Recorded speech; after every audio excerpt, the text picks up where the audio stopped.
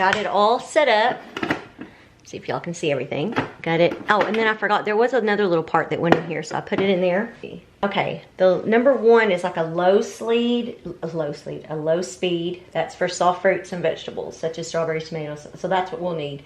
2 is more for harder things. So we're going to turn this on. I have 1 cup of watermelon.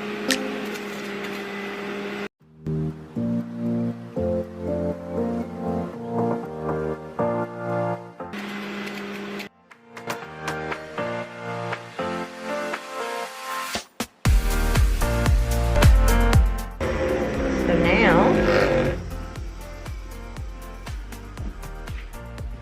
that made us some juice up here.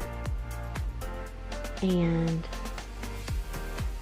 I'm gonna try a little bit of it. Just pour a little bit in here. I'm gonna taste it. That's actually really good.